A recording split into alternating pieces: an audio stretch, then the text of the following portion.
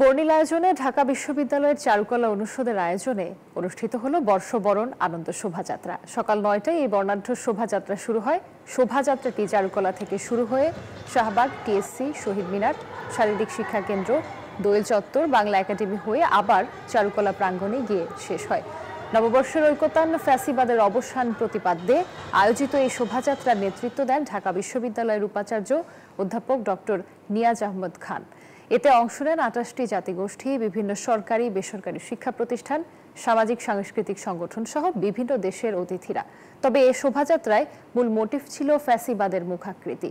এ শোভাযাত্রা ঘিরে ঢাকা বিশ্ববিদ্যালয় এলাকায় আইনশৃঙ্খলা বাহিনীর সরব উপস্থিতি ছিল।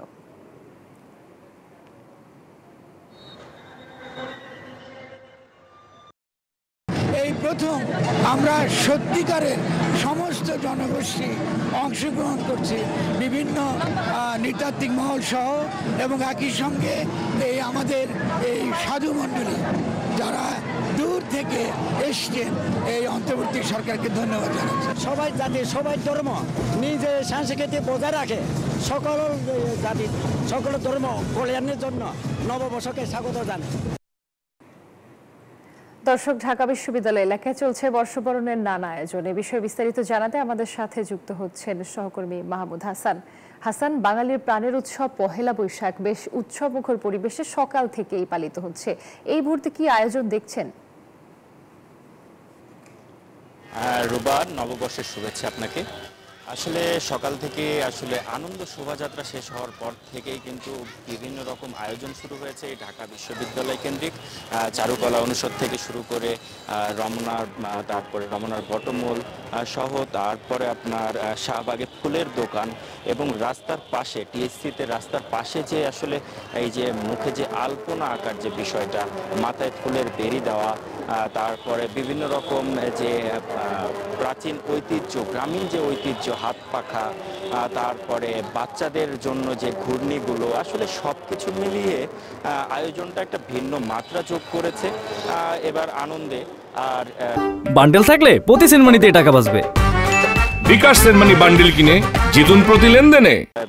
রাজধানী ঢাকাবাসী এই নববর্ষের দিনে গ্রামীণ যে সংস্কৃতিটা পাচ্ছে কিছুটা সময়ের জন্য, এবং উদযাপনের যে সুযোগটা পাচ্ছে, সেই জায়গা থেকে উচ্ছ্বাস প্রকাশ করছেন, এবং তারা যে যার মতো পরিবার পরিজন প্রিয়জন নিয়ে কিন্তু আনন্দ উল্লাস করছেন। এখানে বিভিন্ন রকম যে রাইডগুলো আছে বাচ্চাদের বিনোদনের জন্য, সে রাইডগুলো রাখা হয়েছে।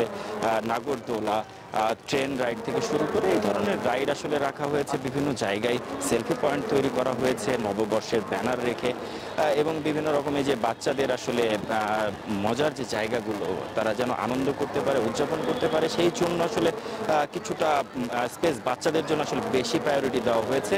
আমরা সব জায়গায় দেখেছি যে আইন শৃঙ্খলার রক্ষাকারী বাহিনীর যে তৎপরতার কথাটা বারবার আসছে, সেটা কিন্তু সকাল থেকেই, এবং শুধু সকাল থেকে না, বিগত কয়েকদিন ধরে আইন শৃঙ্খলা রক্ষাকারী বাহিনীর যে তৎপরতা, সেটা কিন্তু চোখে পড়ার মতো ছিল। এবং সকাল থেকেই নির্বিঘ্নে আনন্দ শোভাযাত্রা হয়েছে, এবং সব ধরনের প্রস্তুতি শেষ করে, আনন্দ শোভাযাত্রা শেষ করে এখন কিন্তু নতুন নতুন যে বিকালের যে অনুষ্ঠান, আচার অনুষ্ঠান, সাংস্কৃতিক অনুষ্ঠানগুলো আছে, সেগুলোর জন্য প্রিপারেশন নেওয়া হচ্ছে, এবং অল্প কিছুক্ষণ সময়ের মধ্যেই হয়তো সেই আচার অনুষ্ঠানগুলো, সাংস্কৃতিক অনুষ্ঠানগুলো শুরু হবে, এবং সেটার জন্য সব রকমই প্রস্তুতি শেষ, কিছুক্ষণের মধ্যে শুরুও হবে হয়তো।